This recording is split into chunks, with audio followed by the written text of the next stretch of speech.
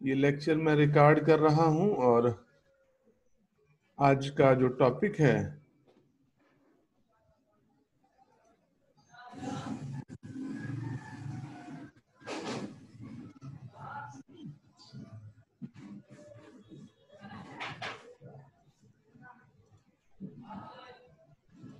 वो मेरे नजदीक ये टॉपिक है। और अगर आपने कोई बात पूछनी है तो आप पूछ लीजिएगा। ये टॉपिक हमने शुरू किया था। अगर आपने कोई और टॉपिक पढ़ना है वो भी मुझे बता दीजिएगा। ये मेजरेबल फंक्शन है। मेजरेबल फंक्शन की मैंने आपको लास्ट लेक्चर के अंदर थोड़ी सी वजाहत की थी और कुछ आज मजीद वजाहत कर लेते हैं।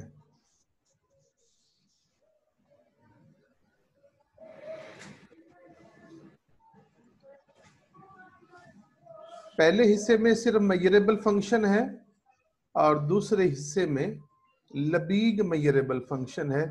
दोनों में फर्क ये है कि यहाँ पे आपने जो सेट लिया है वो रियल नंबर्स का है, जबकि यहाँ पे कोई भी हो सकता है। मेजरेबल फंक्शन में जो डोमेन है वो मेजरेबल सेट तो होगी, मगर वो रियल नंबर्स का सेट है या रियल नंबर का सबसेट है ये कोई जरूरी नहीं है। लबीग मेजरेबल फंक्शन के अंदर जो है वो रियल नंबर्स का सेट है।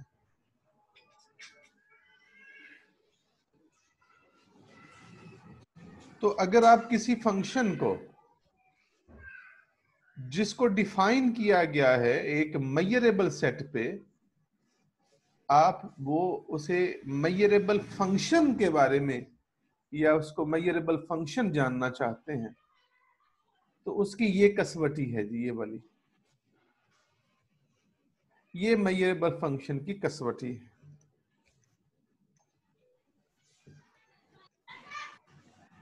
कि जो मेजरेबल सेट पे डिफाइन करदा फंक्शन है, अगर उस फंक्शन की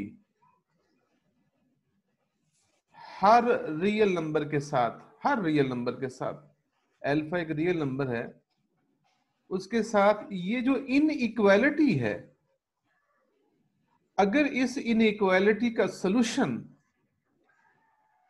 मेजरेबल सेट की सूरत में हासिल होता है तो फिर हम कहेंगे कि वो फंक्शन जो है वो मेजरेबल फंक्शन है। अगर आपने उसे रियल नंबरों के ऊपर डिफाइन किया है तो फिर हम कहेंगे कि वो लबीग मेजरेबल फंक्शन है। और ये आपके सामने एक एग्जाम्पल भी थी, उस दिन मैंने आपके सामने रखी थी। उम्मीद है कि आपको याद आ जाएगी वो बात कि जब मैंने वो एग्जाम्पल आपके सामने रखी थी।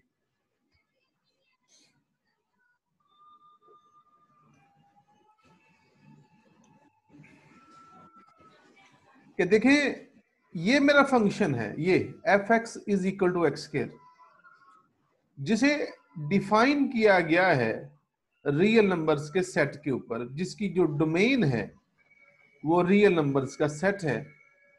और फिर हमने हर रियल नंबर के साथ उस फंक्शन की इस इनइक्वालिटी का सॉल्यूशन मालूम किया डिफरेंट केसेस के साथ, कि अगर अल्फा नेगेटिव हो तो फिर क्या सॉल्यूशन होगा, अगर अल्फा 0 हो तो क्या सॉल्यूशन होगा, अल्फा 1 है, अल्फा 4 है, और इस तरीके से आप इसको कंटिन्यूसली बाकी वैल्यूज के लिए भी देख सकते हैं।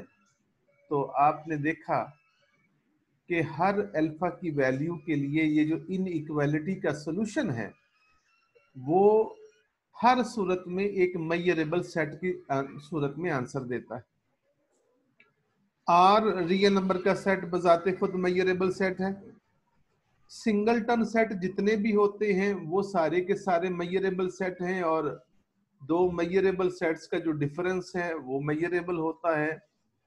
इंटरवल्स जितने भी हैं वो सारे के सारे मेजरेबल सेट्स हैं, और हर इंटरवल का जो मैयर है वो उसकी लेंथ के बराबर है, ये भी आपने पढ़ा था।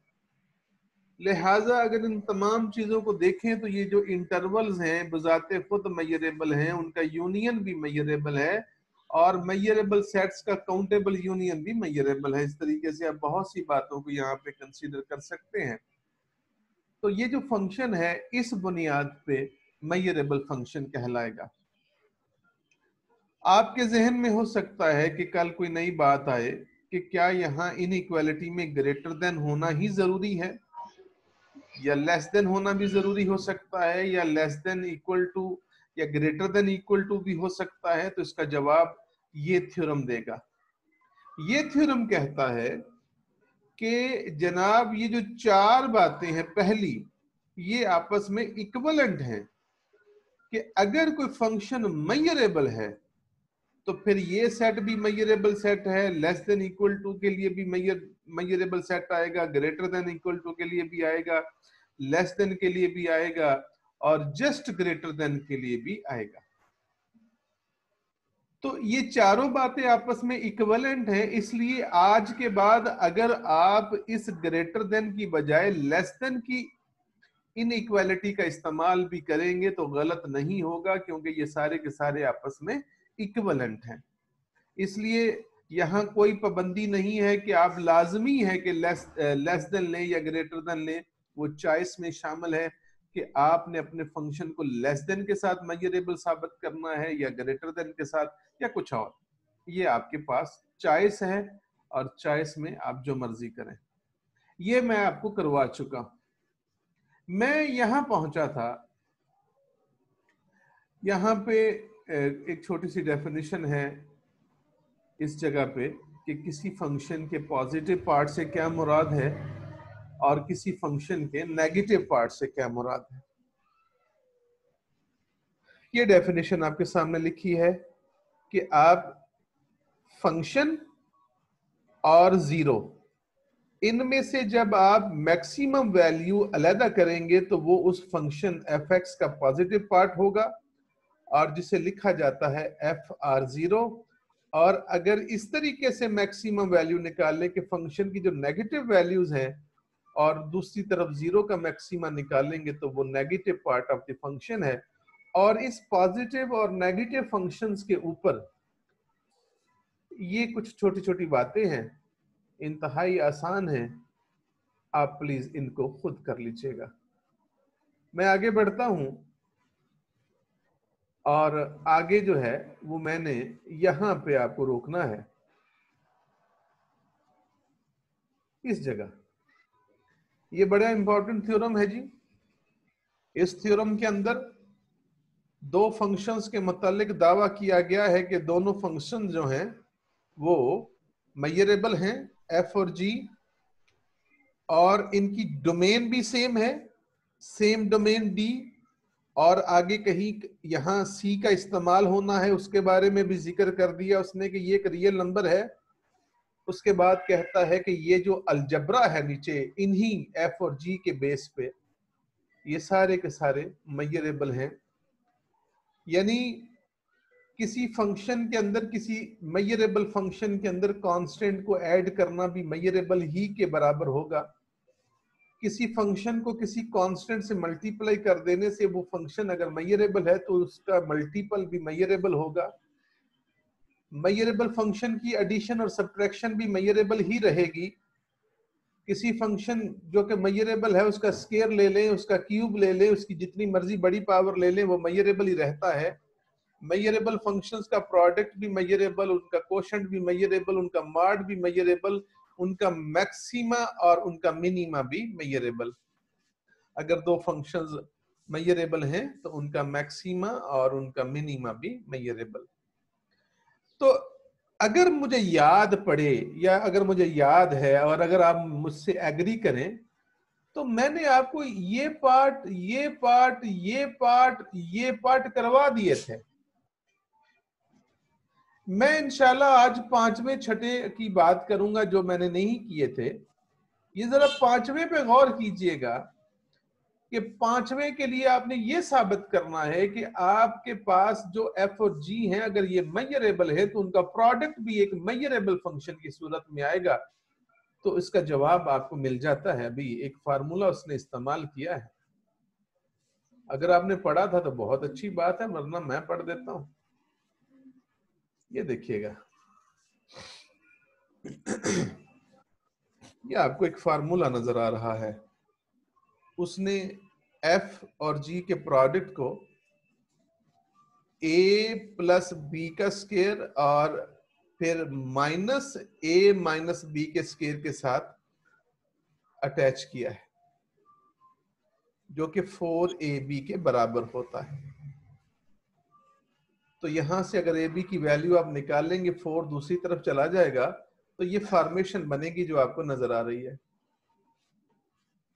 तो अब आपने यहां पे एक मजमून लिखना है इस पांचवें के लिए कि चूंकि एफ और जी मेजरेबल है, और चूंकि हम ऑलरेडी पहले साबित कर चुके हैं कि उनका सम भी मेजरेबल है और उनका डिफरेंस भी मेजरेबल है, और किसी मेजरेबल का जो है स्क्वायर भी मेजरेबल होता है, तो फिर ये दोनों जो हैं मेजरेबल फंक्शंस हैं, और दो फंक्शंस जो मेजरेबल हैं उनका डिफरेंस भी मेजरेबल है। और जब आप उसे किसी कांस्टेंट से मल्टीप्लाई कर दें तो multiple of A measurable function भी मेजरेबल। तो ये सारे के सारे अल्फाज नीचे लिखे हैं, आपने इसी तरह लिख देने हैं तो आपका जवाब आ जाएगा। मैं छठा करने लगा। छठे पार्ट के अंदर आपने ये साबित करना है कि एफ और जी जो दो मेजरेबल फंक्शंस हैं, इनका कोशेंट भी मेजरेबल है। तो अब इस कोशेंट को साबित करने के लिए कि ये मेजरेबल है, जो स्टाइल यहां अपनाया गया है वो कुछ इस तरह का है कि उसने ओवर जी को अलहदा करके 1/g इनटू कर दिया है, मल्टीप्लीकेशन का कॉन्सेप्ट लिया है। अब वो ये साबित करेगा पहले कि अगर g मेजरेबल है तो उसके लिए 1/g जो है वो भी मेजरेबल, और अगर 1/g मेजरेबल है तो उसके बाद फिर ये जो पांचवा पिछला थ्योरम किया है हमने, उसके मुताबिक फिर दो फंक्शंस का प्रोडक्ट भी मेजरेबल होगा।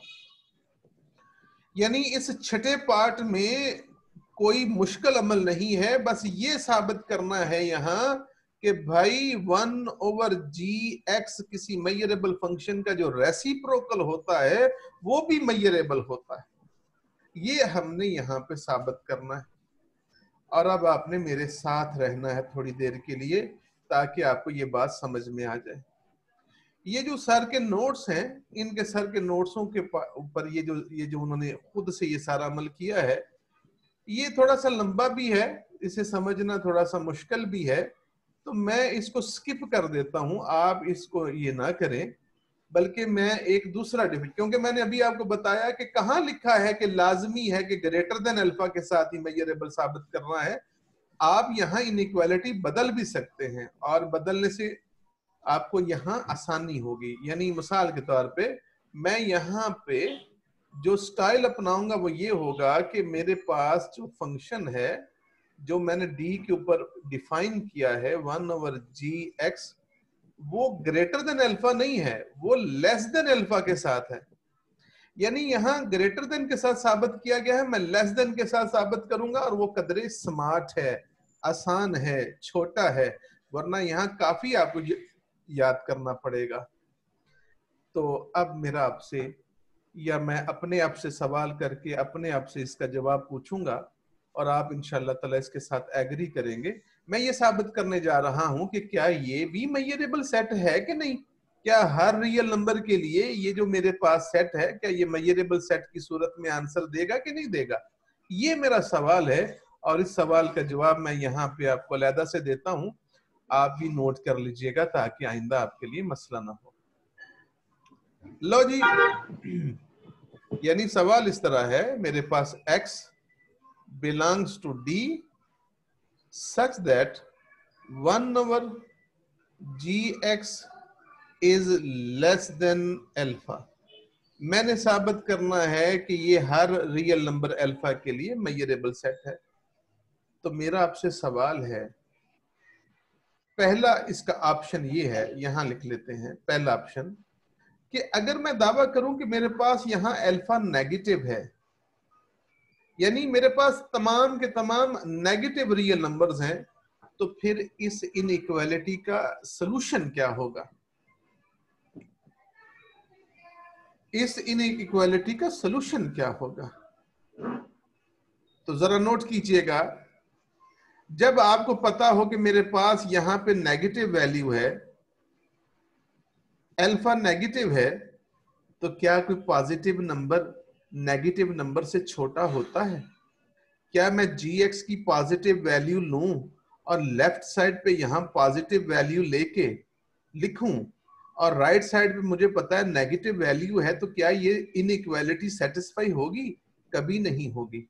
लिहाजा पता ये चला कि अगर आपने अल्फा नेगेटिव लिया है तो फिर gx की वैल्यू कभी भी आपने पॉजिटिव नहीं लेनी इस इनइक्वालिटी के लिए। दूसरी बात, अगर भाई मैंने gx की वैल्यू पॉजिटिव नहीं लेनी, मतलब नेगेटिव लेनी है, तो वो कैसी होगी? तो याद रखिएगा, जब आप इस 1/gx inequality less than alpha को सॉल्व करेंगे तो gx का आंसर आएगा ग्रेटर देन 1/अल्फा। यानी आप रेसिप्रोकल ले लें, उल्टा कर लें, तो आंसर 1/अल्फा gx ग्रेटर देन आएगा। तो कहने का मतलब मेरे भाई ये है कि जब आपका अल्फा नेगेटिव है तो उस सूरत में जो नतीजा अखज हुआ है वो ये है कि डोमेन डी से वो वैल्यूज हम लेंगे जिनकी जिनके ऊपर मेरे इस फंक्शन की वैल्यू 0 से छोटी होगी मगर 1/अल्फा से बड़ी होगी। बस ये इसका आंसर है। जब आप अल्फा की वैल्यू नेगेटिव लेंगे तो उस सूरत में आपका ये जवाब आएगा। तो ये इंटरवल है, यानी 1/अल्फा से 0 के दरमियान। तो हर इंटरवल जो है वो मेजरेबल होता है। दूसरा है, अगर अल्फा 0 हो तो फिर क्या करेंगे? अगर अल्फा 0 है तो फिर क्या जवाब आएगा? तो मेरी एक बात याद रखिएगा, अल्लाह ताला ने माशाल्लाह आपको बड़ी ही समझ से और अकल से नवाजा है। मुझे एक बात बताएं, अगर मैं जस्ट एक सिंपल सी इनइक्वालिटी लूं कि मैं कहूं कि x इज लेस देन 0, यानी राइट साइड पे मेरे पास 0 है और मैंने यहां बताया कि मेरी जो वैल्यूज हैं वो लेस देन 0 हैं, तो इसका मतलब क्या है? यानी इस इनइक्वालिटी को का सॉल्यूशन क्या होगा? जब आपसे कोई ये कहे कि मेरे पास एक इनइक्वालिटी है जिसमें एक तरफ 0 है, लेस देन 0 है, तो इसका मतलब ये है मेरे भाइयों कि आपकी जो वैल्यू है वो नेगेटिव नंबर्स हैं, सारे के सारे टोटली नेगेटिव नंबर्स हैं। तो अब आप यहां पे बोलेंगे कि मेरा जो gx है वो लेस देन 0 है और माइनस इन्फिनिटी से बड़ा है। ये दूसरा हिस्सा है मेरे भाइयों। जब अल्फा की कीमत 0 होगी तो फिर उस सूरत में इसका जो नतीजा निकलेगा वो ये होगा माइनस इन्फिनिटी से 0। तो ये भी एक इंटरवल है और ये इंटरवल भी मेजरेबल है। अब हम करेंगे तीसरे के लिए। देखिए, मैंने बड़े छोटे छोटे अल्फाज में आपको बताया है, नोट्सों के ऊपर जरा लंबा चौड़ा लिखा था इसलिए मैंने उससे इग्नोर किया है। अब आपके पास है तीसरा केस कि जब अब आपकी अल्फा की कीमत यानी रियल नंबर पॉजिटिव हो। नेगेटिव और 0 के लिए बात हो चुकी है, अब मैं ये देखना चाहता हूं कि इसका पॉजिटिव नंबरों के लिए क्या रोल होगा। तो ये भी बड़ी सिंपल सी बात है मेरे भाई कि अगर कोई आपसे कहे कि आपके पास ये इनइक्वालिटी है x is less than alpha और अल्फा जो है वो एक पॉजिटिव नंबर है, तो आपको अगर मैं ये कहूं कि इसके सलूशन के बारे में थोड़ा सा सोचें, तो आपकी तरफ से मुझे फौरन एक जवाब आएगा, सर इसके सारे सोल्यूशन की तो हम बात नहीं करते, अलबत्ता हम ये जरूर कहेंगे कि जितने भी दुनिया जहान के नेगेटिव नंबर हैं वो इस इनइक्वालिटी का लाजमी सोल्यूशन का हिस्सा बनेंगे, क्योंकि मेरे पास राइट साइड पे पॉजिटिव वैल्यू है और जितने भी नेगेटिव नंबर्स हैं वो ऑलवेज पॉजिटिव नंबर से छोटे होते हैं और ये इनइक्वालिटी सेटिस्फाई होती है उन तमाम नेगेटिव नंबरों से। तो जनाब आप फौरन कहिएगा कि जनाब जब आपका अल्फा पॉजिटिव है तो उस सूरत में जब आप सॉल्यूशन के लिए जाएंगे तो सॉल्यूशन में ये आप ये लिखेंगे x belongs to d such that gx lies between -∞ to 0। सारे नेगेटिव नंबर आ गए, इनके ऊपर तो कोई भी किसी को एतराज नहीं है। अब अगली बात अगली बात ये है, यानी मैं अगर gx की जगह दुनिया जहान के सारे नेगेटिव नंबर ले लूं तो ये इनइक्वालिटी ऑलवेज ट्रुथ होगी क्योंकि अल्फा पॉजिटिव है। अब क्या और भी हैं? हाँ और भी हैं। जब 1/gx लेस देन अल्फा को gx ग्रेटर देन अल्फा में बदलेंगे तो gx की वैल्यू आएगी 1/अल्फा से बड़ी, तो वो भी वैल्यूज आपको साथ जोड़ने पड़ेंगे। x belongs to d such that gx lies between 1/अल्फा से बड़े और इन्फिनिटी से छोटे। ये सारे आप इन दोनों सेट्स को आखिर में क्या करोगे, इन दोनों का यूनियन ले लोगे। तो ये तीन केसेस हैं 1/gx के लिए कि जब अल्फा नेगेटिव होगा तब ये रिजल्ट है, जब अल्फा 0 है तो ये रिजल्ट है, और जब अल्फा पॉजिटिव है तो ये दो रिजल्ट्स का यूनियन है। ये भी इंटरवल है, ये भी इंटरवल है, और इन इंटरवल का यूनियन है।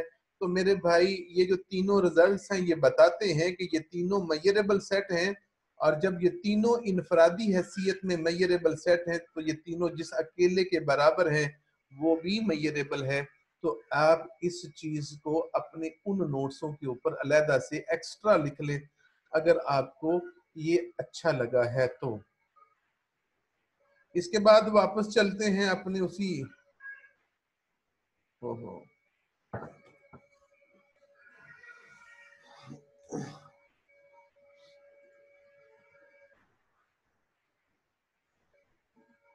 लो जी।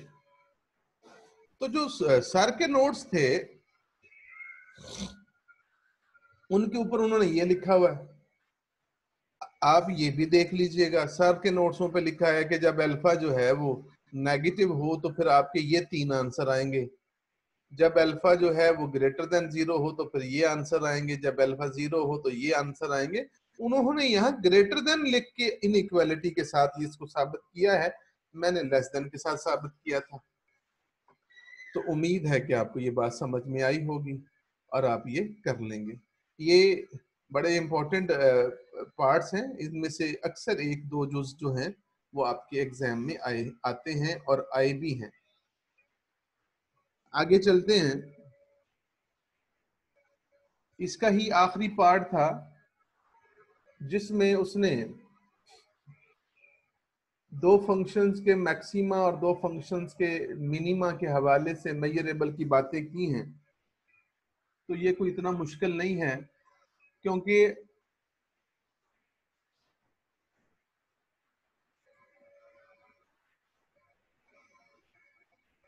ये कि जो दो फंक्शंस का मैक्सिमा है अगर आप उसे इनफरादी हैसियत में देखें तो वो इसके बराबर है।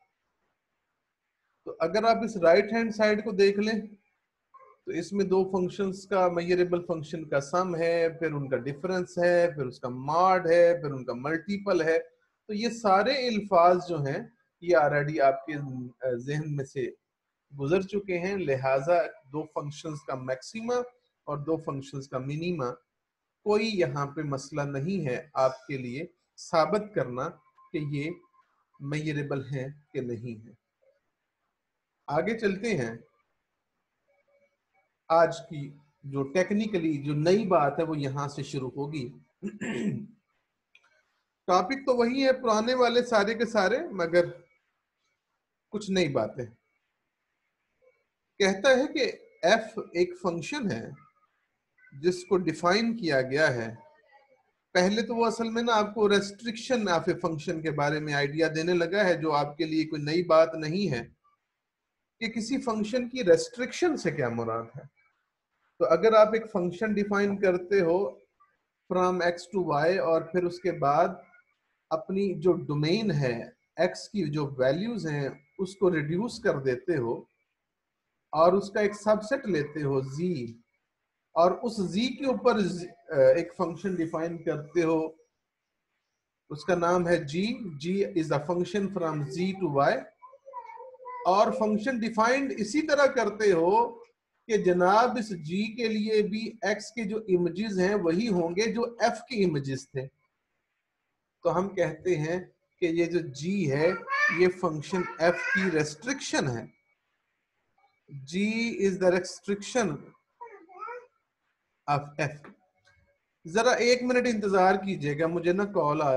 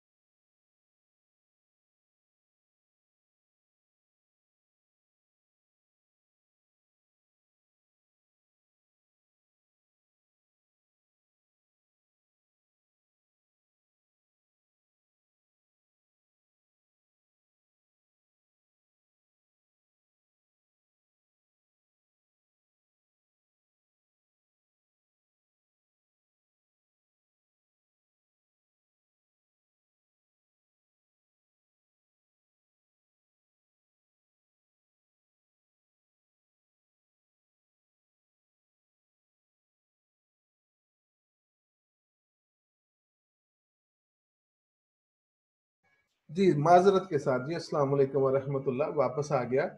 तो ये रेस्ट्रिक्शन है किसी फंक्शन की, तो इस रेस्ट्रिक्शन ऑफ ए फंक्शन के हवाले से मैं आगे चलूंगा। वो ये थ्योरम कहता है, ये आगे छोटे छोटे थ्योरम है और ये सारे के सारे छोटे छोटे शॉर्ट आंसर्स में आपके पेपर्स में आते हैं। अच्छा जी, तो वो कहता है कि अगर आपके सामने एक फंक्शन है, मेजरेबल फंक्शन है जिसको डिफाइन किया गया है एक मेजरेबल सेट डी पे, और ए जो है उस मेजरेबल सेट का मेजरेबल सबसेट है, तो फिर साबित करें कि अगर वो जो एफ है उसकी जो रेस्ट्रिक्शन है वो भी मेजरेबल होगी। रेस्ट्रिक्शन ऑफ एफ भी मेजरेबल होगी, ये साबित करना है आपने। यानी इस थ्योरम में वो ये कहना चाहता है कि जनाब किसी मेजरेबल फंक्शन की जो रेस्ट्रिक्शन है वो भी मेजरेबल होती है। ये चीज तो बड़ा आसान है। कम से कम अगर आज इस पहली स्टेटमेंट को देखने के बाद अगर आप सिर्फ इतने हिस्से के ऊपर नोट करें तो ये तो कंफर्म है कि ये मेजरेबल सेट है, क्योंकि उसने बताया हुआ है कि डी के ऊपर एक फंक्शन को डिफाइन किया गया है जो कि मेजरेबल है। आपने उसकी रेस्ट्रिक्शन के ऊपर साबित करना है कि वो भी मेजरेबल है। तो जब ए डी का सबसेट है मेरे भाई, तो जब आप रेस्ट्रिक्शन पे वैल्यूज लेंगे, यानी ये कंसीडर करेंगे कि आपने फंक्शन की उन वैल्यूज को कंसीडर किया है जो ए से ली गई हैं, उनके ऊपर इस इनइक्वालिटी को कंसीडर किया है, तो मुकाबले में अगर आप डी के ऊपर इस इनइक्वालिटी को कंसीडर करेंगे तो जिस तरह ए डी का सबसेट है, इसी तरह ये पहला हिस्सा जो है ये इसका सबसेट होगा और आप इसके ऊपर एग्री करेंगे क्योंकि इसमें कोई ऐसी नई बात नहीं है। उसके बाद देखिए उसने क्या लिखा है, जानबूझ के उसने देखें यहां लिखा है, ये भी बड़ी सिंपल सी बात है कि जनाब x belongs to a function greater than alpha. मैंने साबित करना है कि ये जो मेरा फंक्शन f है जिसे मैंने a पे डिफाइन किया है ये भी मेजरेबल है। तो ये जो फंक्शन है इसकी डोमेन ए से ए है या इसकी डोमेन में ए से लिए गए नंबर हैं। तो दूसरी तरफ देख लें, अगर सिर्फ मैं ए ले लूं, सेट ए ले लूं और पूरा सेट डी ले लूं, आपको पता है कि ए का सबसेट होता है, यहां पे डी है, तो जब मैं ए और डी का इंटरसेक्शन लूंगा तो वो आएगा ए का इंटरसेक्शन डी से ए आएगा। तो ये जो इनइक्वालिटी है ये एक्चुअली जब आप इसका इंटरसेक्शन लेंगे तो वही जो ए और डी की कॉमन वैल्यूज हैं जिनके ऊपर इस फंक्शन को डिफाइन किया गया है वो आएंगी। ए बजाते खुद एक मेजरेबल सेट है और ये जो फंक्शन है जो डी पे डिफाइंड है ये भी बजाते खुद मेजरेबल फंक्शन होने की वजह से ये जो सेट है ये मेजरेबल सेट है। दो मेजरेबल सेट का इंटरसेक्शन मेजरेबल है, लिहाजा अगर राइट साइड मेजरेबल है तो लेफ्ट साइड भी ऑटोमेटिकली मेजरेबल सेट के बराबर होगी। और अगर राइट साइड मेजरेबल सेट है तो इसका मतलब ये है कि लेफ्ट हैंड साइड भी मेजरेबल है और इसका मतलब ये है कि ये जो फंक्शन है ये मेजरेबल फंक्शन है। और ये सिंबल उम्मीद है कि आपने सेट थ्योरी के अंदर सीखा होगा कि जो रेस्ट्रिक्शन होती है किसी फंक्शन की उसे इस तरीके से भी रिप्रेजेंट करते हैं। तो ये सवाल मुकम्मल हो जाएगा, उम्मीद है आपको समझ आएगी। इससे आगे भी दो तीन थ्योरम हैं, इससे आगे भी दो तीन थ्योरम है जो इसी तरह के हैं, आप इनको प्लीज देखिएगा। मुझे असल में ना वो थोड़ा सा इमरजेंसी काम है और आखिरी मिनट है इस लेक्चर का, तो अगर आप कहेंगे तो इंशाल्लाह ताला इसी कॉलरी नंबर 3 से यहीं से शुरू करेंगे कल 10:15 बजे जो टाइम है। रोजाना की बुनियाद पर पूरे हफ्ते क्लासेस होंगी, किसी दिन भी छुट्टी नहीं होगी और इंशाल्लाह ताला इस हफ्ते के अंदर अंदर ही ये बात हम काम खत्म कर देंगे। ठीक है जी, अगर आपने कोई बात पूछनी हुई तो पूछ लीजिएगा, वरना इस आज के लेक्चर की जो रिकॉर्डिंग है मैं थोड़ी देर तक ग्रुप के अंदर आपको शेयर करवा दूंगा। बहुत शुक्रिया, बहुत मेहरबानी।